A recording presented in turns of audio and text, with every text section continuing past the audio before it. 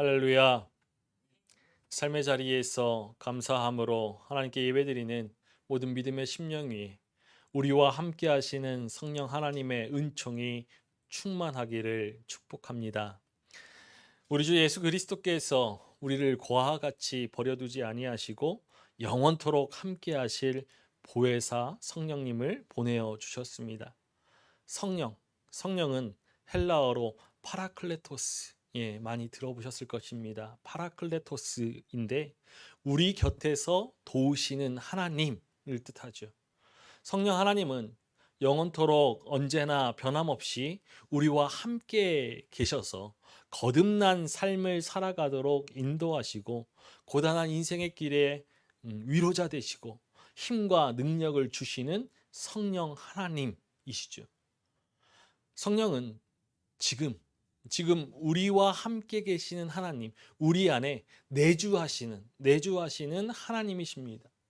빈들의 마른 풀같이 시들은 우리의 영혼 위에 생명의 영이신 성령 하나님께서 은총의 단비를 내리셔서 소생케 하시고 만족케 하시며 새롭게 하시죠. 이 성령 강림의 은총을 충만히 누리는 성령 강림의 절기가 오늘로부터 시작되었습니다. 예수님은 십자가에 오르시기 전에 순환과 부활을 예언하시면서 제자들에게 성령을 약속해 주셨죠. 우리 요한복음 14장 16절과 17절의 말씀을 함께 읽어보겠습니다.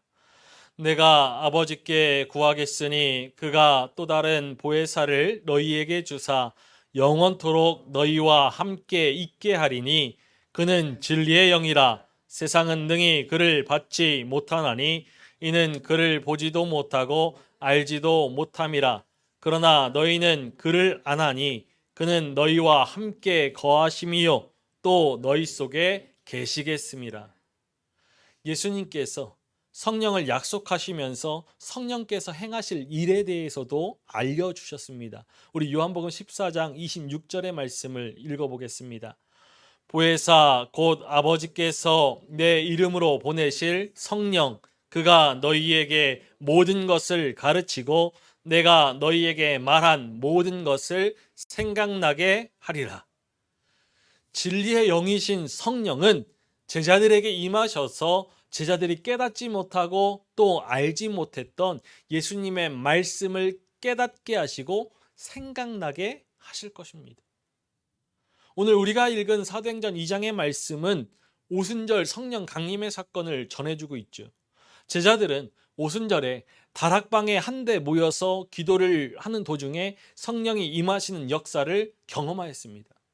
이 성령 강림의 목적은 두 가지입니다. 첫 번째로 성령으로 충만하여서 이전과는 다른 삶을 살게 하시기 위해서죠. 이전과는 다른 삶을 살게 하기 위해서, 거듭난 삶을 살게 하기 위해서 성령 하나님께서 오셨습니다.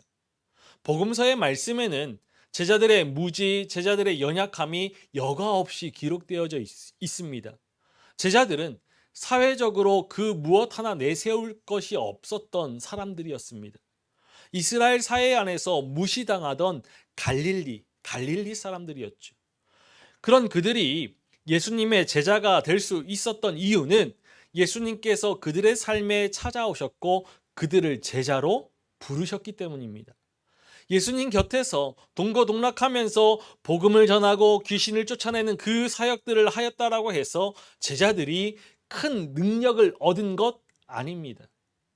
제자들과 함께 하시는 예수 그리스도의 능력을 힘입어서 그들이 사명을 감당하였던 것이죠. 예수님께서 로마 군인들에게 붙잡히시니까 제자들이 뿔뿔이 흩어졌습니다. 예수님을 따라서 목숨까지도 내어 놓겠다라고 장담하였지만 예수님께서 십자가를 짊어지시고 골고다 언덕을 오르시니 예수님을 뒤따르지 않고 모두 도망쳤습니다. 베드로는 닭이 2번 울기 전에 예수님을 모른다라고 3번 부인했죠.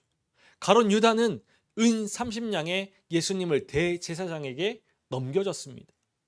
하나님의 아들 메시아이신 예수 그리스도를 따라 나섰던 제자들의 무기력한 모습이 복음서에 마지막을 장식하고 있죠. 제자들의 연약하고 여전히 깨닫지 못하는 그러한 모습에도 불구하고 예수님은 부활하셔서 다시 제자들에게 찾아가셨고 40일간 그들과 함께 하셨습니다. 그 어느 누구도 신경 쓰지 않고 거들떠 보지 않는 갈릴리 사람들, 아무것도 가진 것이 없는 그 사람들, 제자들과 함께 하셨죠. 그리고 승천하시면서 성령을 보내어 주시겠다라고 약속하셨습니다. 우리 사도행전 1장 4절과 5절의 말씀을 함께 읽어보겠습니다. 사도와 함께 모이사 그들에게 분부하여 이르시되 예루살렘을 떠나지 말고 내게서 들은 바 아버지께서 약속하신 것을 기다리라. 요한은 물로 세례를 베풀었으나 너희는 몇 날이 못되어 성령으로 세례를 받으리라 하셨느니라.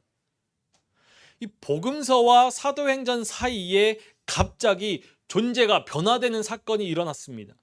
오순절 성령 강림으로 성령의 충만함을 받은 제자들은 이전과는 다른 모습으로 변화되었죠. 무기력하고 연약한 그런 모습들을 떨쳐내고서 십자가 부활의 복음으로 무장되어서 생명까지 내어놓으며 세상을 향해 나아가는 사도가 되었습니다. 그러므로 성령 강림의 두 번째 목적은 죽으시고 부활하신 예수 그리스도의 증인으로 살아가게 하기 위해서입니다.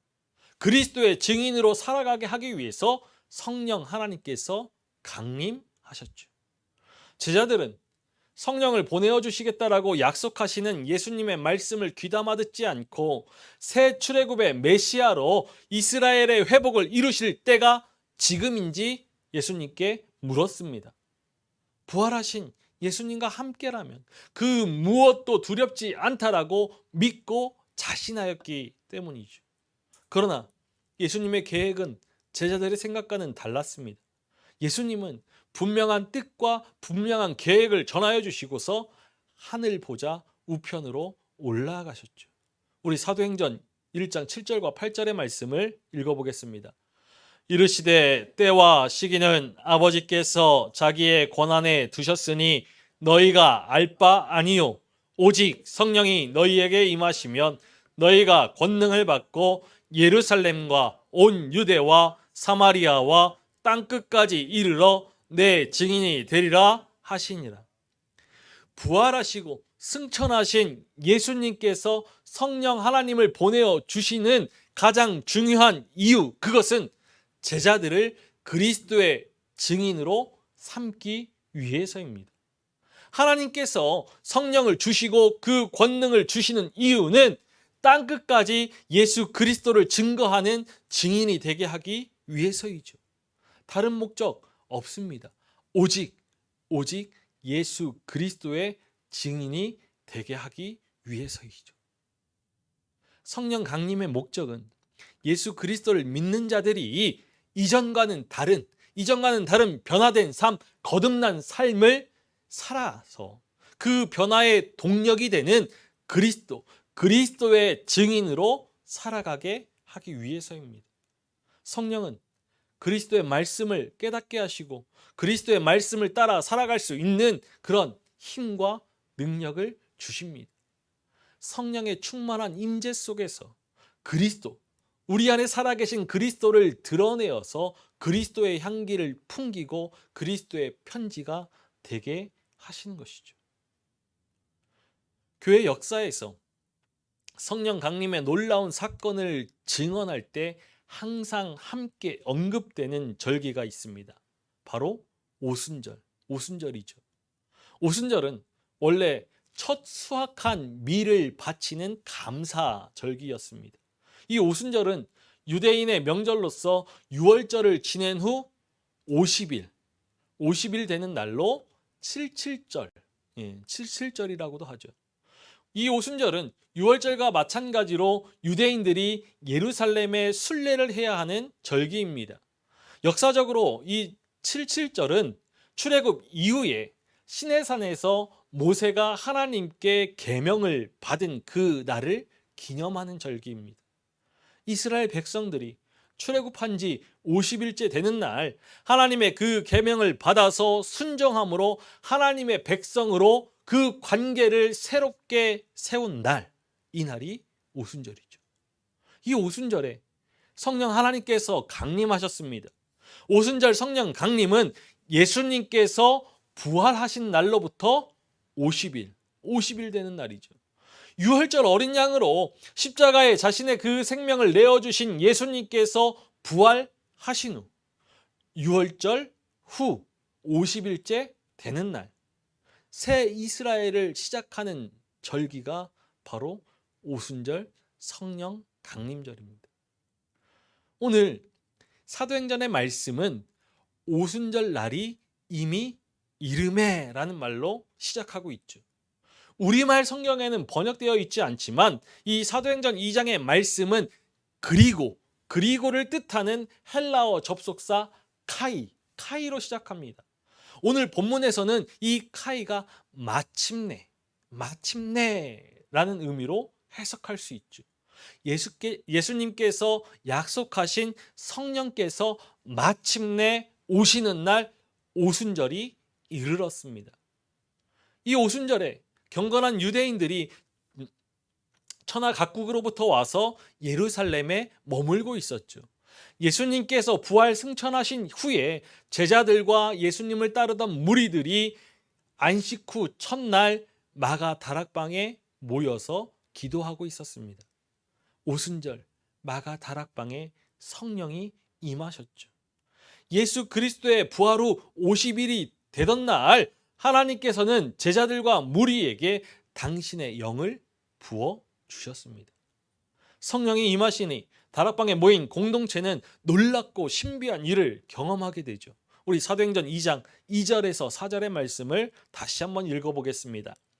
후련히 하늘로부터 급하고 강한 바람 같은 소리가 있어 그들이 앉은 온 집에 가득하며 마치 불의 혀처럼 갈라지는 것들이 그들에게 보여 각 사람 위에 하나씩 임하여 있더니 그들이 다 성령의 충만함을 받고 성령이 말하게 하심을 따라 다른 언어들로 말하기를 시작하니라.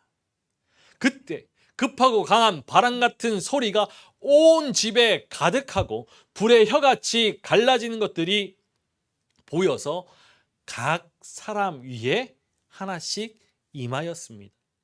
예수님께서 약속하신 성령이 임하신 것이죠. 다락방에 모인 120명의 무리는 성령을 충만히 받았습니다. 우리가 이 사도행전 2장의 말씀을 보면서 오순절 성령 강림을 이야기할 때 분명히 짚고 넘어가야 할 문제들이 있습니다. 첫 번째로 사도행전 2장에서 증언하고 있는 성령 강림의 사건은 성령 강림의 현상이지 성령 강림의 본질은 아니라는 것입니다. 급하고 강한 바람 같은 소리, 그리고 불의 혀같이 갈라지는 것, 이것은 성령 강림이 경험적이고 실존적인 사건임을 전하여 주고 있지만 이것은 성령 강림의 현상일 뿐입니다. 우리가 이 현상에 매여서 성령 강림을 사모하면서 우리에게도 이 같은 일이 일어나기를 바란다라면은 성령 강림을 잘못 이해한 것이죠.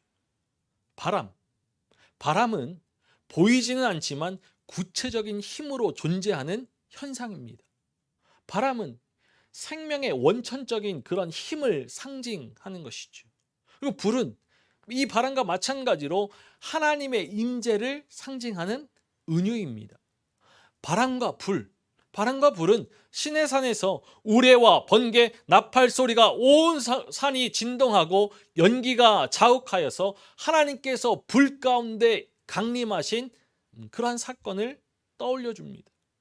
이처럼 다락방에 모인 제자들과 무리는 바람과 불로 생명의 원초적인 능력, 큰 능력을 경험하였습니다. 다락방에 모인 사람들 중에 한 사람도 예외 없이 예수님께서 약속하신 성령 세례를 받은 것이죠. 사도행전 2장에서 전하여주고 있는 성령 강림은 하나의 현상이지 본질은 아닙니다.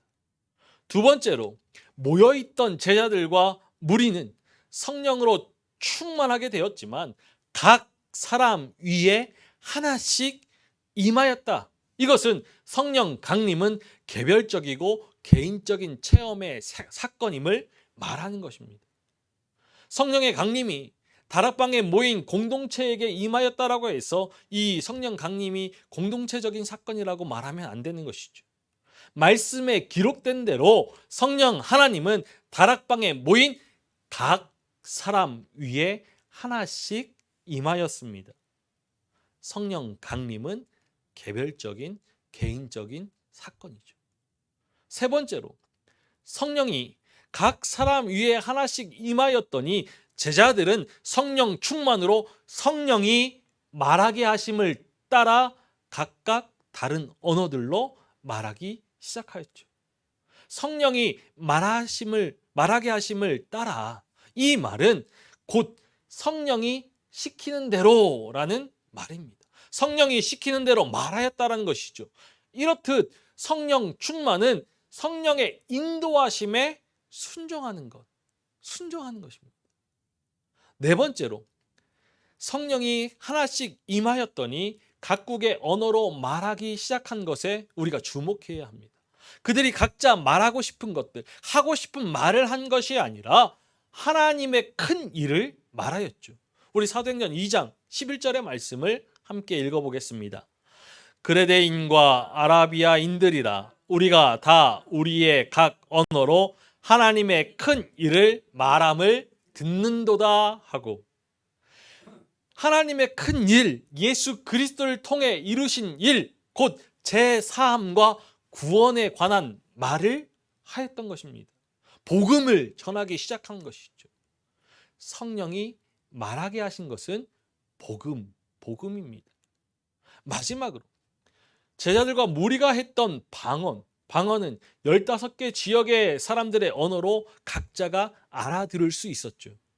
사도행전 2장에서 말하고 있는 방언은 신비로운 언어가 아닙니다. 통변의 은사로 해석하지 않으면 알아듣지 못하는 그런 신적인 언어가 아닌 것이죠. 성령의 은사를 전하여 주고 있는 고린도전서 14장의 방언은 그런 신적인 언어이지만 그 방언과는 다른 세계 각국의 말, 우리가 쓰는 일상의 언어였습니다. 우리가 방언이라고 말하는 사도행전 2장의 언어는 말씀에 기록된 대로 다른 언어이죠. 예루살렘에 모인 사람들이, 그들이 방언을 듣고서 놀랐습니다. 갈릴리 출신의 그 사람들이 자기 자신들의 말을 거침없이 쏟아내는 것이 신기하였기 때문이죠. 바데인과 메데인, 엘람인과 또 메소포타미아, 또 유대와 갑바도기아, 본도와 아시아, 부르기아와 밤빌리아, 애굽, 그리고 구레네에 가까운 리비아, 여러 지방에 있는 사람들과 로마로부터 온 나그네, 곧 유대인과 유대교에 들어온 사람들과 그레데인과 아라비아인들이 제자들과 무리가 하는 그 말을, 방언을 알아들을 수 있었습니다. 성령으로 충만하여서 성령의 말하게 하심을 따라서 선포된 하나님의 큰 일이 다양한 지역에서 온 사람들의 그 귀에 들린 것이죠. 서로가 소통이 되었습니다. 성령 강림의 역사는 소통의 역사이었던 것이죠. 성령이 임하여서 각자가 다른 언어로 말하는 것을 듣고서 보고서 새 술에 취하였다라고 조롱하는 사람들에게 베드로가 이렇게 전해줍니다. 우리 사도행전 2장 15절과 16절의 말씀을 읽어보겠습니다. 때가 제3시니 너희 생각과 같이 이 사람들이 취한 것이 아니라 이는 곧 선지자 요엘을 통하여 말씀하신 것이니 일렀으되. 베드로는 뒤이어서 논리 정연한 설교로 술에 취한 것이 아니라 성령의 역사임을 논증했습니다. 요엘 선지자를 통하여서 하나님께서 약속하신, 그리고 예수님께서 보내어 주시겠다라고 약속하신 성령을 부어 주셨음을 전하였죠. 하나님께서 하나님의 영을 모든 육체 위에 부어주셨습니다. 성령 강림의 그 약속이 언제 성취될지 몰랐는데 성령이 각 사람에게 임하시니 담대하게 복음을 전하며 약속의 성취를 증거하였습니다. 베드로는 예수 그리스도의 사역과 죽으심, 부활, 그리고 성령 강림에 대해서 논리정연하게 그렇게 증언하였죠. 성령으로 충만한 베드로는 그 베드로가 선포한 설교는 담대하면서도 확신에 차 있었습니다. 우리 사도행전 2장 36절의 말씀을 함께 읽어보겠습니다. 그런즉 이스라엘 온 집은 확실히 알지니 너희가 십자가에 못 박은 이 예수를 하나님이 주와 그리스도가 되게 하셨느니라 하니라. 베드로가 전한 그 설교의 결론은 예수님께서 주가 되시고 그리스도가 되신다는 것입니다. 성령으로 충만하여서 예수님께서 어떤 분이신지를 확신할 수 있었죠. 십자가에서 죽으시고 사흘 만에 부활하신, 그리고 승천하셔서 성령 하나님을 보내어 주신 예수님이야말로 그리스도이시고 주이심을 담대히 증거했습니다. 성령 강림은 이렇게 예수님께서 그리스도 되심을 선포하고 주 되심을 증거하게 하는 역사적인 사건이었죠. 그래서 오순절 성령 강림을 증언하고 있는 사도행전 2장의 그 결론을, 우리가 보아야 할 본문의 결론을 눈여겨보아야 합니다. 우리 2장 21절의 말씀을 함께 읽어보겠습니다. 누구든지 주의 이름을 부르는 자는 구원을 받으리라 하였느니라. 누구든지 주의 이름을 부르는 자는 구원을 받으리라. 성령 강림의 결론과 목적이 바로 이것이죠. 누구든지 주의 이름을 부르는 자는 구원을 받으리라.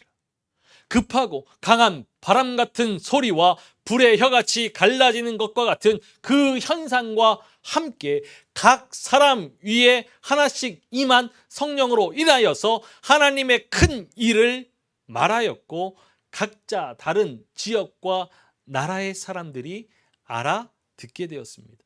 이것은 단순한 언어적인 소통이 아니죠. 성령으로 충만하여서 성령이 말하게 하심을 따라서 선포된 하나님의 큰 일을 귀담아 듣게 되었다는 것입니다. 성령께서 임하셔서 구원받는 역사가 일어났습니다.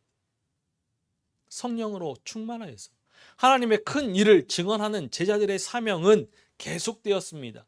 베드로가 유대인들과 예루살렘 사람들에게 복음을 증거하였을 때 그의 말을 듣고서 마음에 찔린 사람들이 베드로와 사도들에게 물었습니다. 형제들아, 우리가 어찌할꼬? 우리 사도행전 2장 38절에서 40절의 말씀을 함께 읽어보겠습니다. 베드로가 이르되 너희가 회개하여 각각 예수 그리스도의 이름으로 세례를 받고 죄 사함을 받으라. 그리하면 성령의 선물을 받으리니 이 약속은 너희와 너희 자녀와 모든 먼 데 사람 곧 주 우리 하나님이 얼마든지 부르시는 자들에게 하신 것이라 하고, 또 여러 말로 확증하며 권하여 이르되 너희가 이 패역한 세대에서 구원을 받으라 하니. 베드로의 이 말을 듣고서 세례를 받고 죄 사함을 받아 구원을 받은 사람이 3,000명이나 되었죠. 오순절 성령 강림은 교회의 태동을 알리는 징표였습니다. 예수 그리스도를 통해서 모든 사람들이 구원을 받게 되었다라는 놀라우신 사랑을 알리는 표식이기도 했죠. 오순절 성령 강림은 하나님께서 브엘세바에서 하란으로 도망가던 야곱에게 찾아오셔서 베델의 하나님이 되어주셨듯이 여전히 죄와 사망의 굴레에서 허우적거리며 비루한 삶을 살아가는 그 삶의 자리에 하나님께서 찾아오신 사건입니다. 성령 하나님께서 제자들에게만 임하신 것이 아니라 믿는 자들 모두에게 하나씩 임하셨죠. 내 영을 부어주리라 약속하셨던 주님께서 우리 모두에게, 각 사람에게 하나씩 성령으로 임하셨습니다. 우리를 도우시는 성령 하나님의 은총 안에 거하면서 성령 강림의 이 절기 동안 우리의 믿음을 다시 한번 고추어 세울 수 있기를 소망합니다. 말씀을 가르쳐 지키게 하며 우리의 믿음을 인도하셔서 아름다운 믿음의 열매를 맺어감으로 범사의 그리스도에게까지 자라게 하시는 성령 하나님과 친밀한 동행을 이뤄갈 수 있는 복된 시간이 되기를 간절히 소망합니다. 오늘 이 성령 강림의 역사를 증언하는 사도행전의 말씀은 그리스도의 증인으로 살아가는 그 믿음의 자세에 대해서 분명하게 말하고 있죠.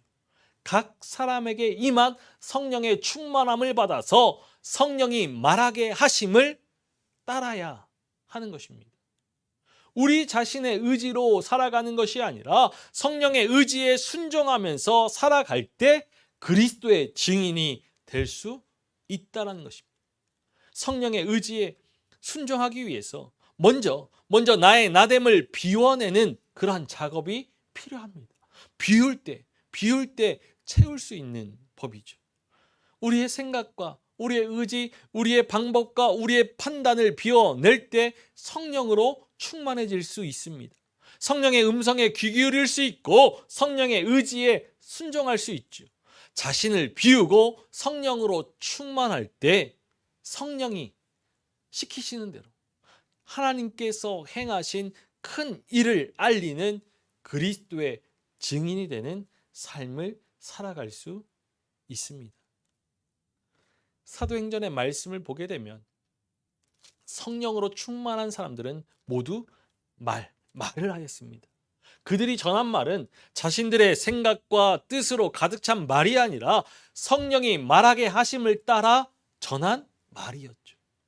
우리도 이를 본받아서 성령 충만을 사모하면서 지치고 낙심한 이들에게 생명의 복음의 말씀을 전하고 생명의 복음을 말하고 우리를 대적하고 원수 맺는 이들에게 화해와 평화의 말을 하며 부정과 불의가 판치는 세상에서 공의와 정의를 말하고 진리를 선포해야 합니다.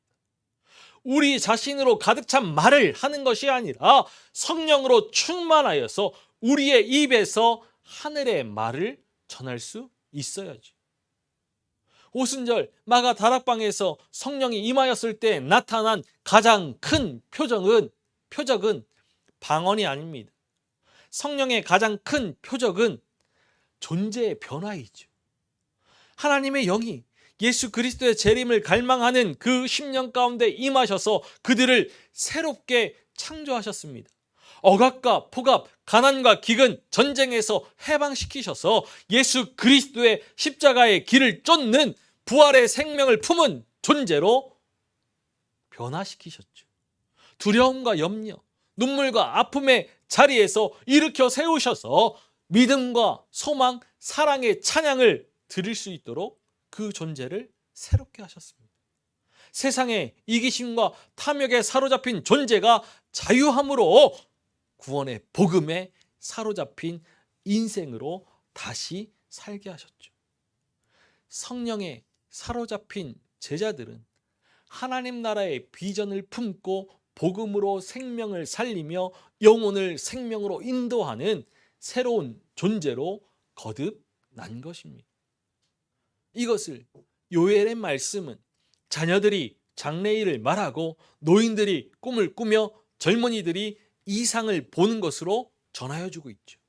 장래일을 말하고 꿈을 꾸며 이상을 보는 것, 이것은 하나님께서 이루실 일들을 말하고 하나님께서 이루실 일들을 꿈꾸며 하나님께서 이루실 일들을 보는 것입니다.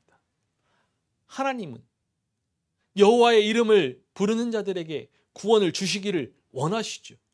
하나님께서 이 땅을 향하여 품으신 그 마음에 감동되어서 세상의 성공, 세상의 부와 세상의 명예를 꿈꾸는 것이 아니라 하나님의 구원을 소망하고 꿈꾸며 선포하는 것입니다.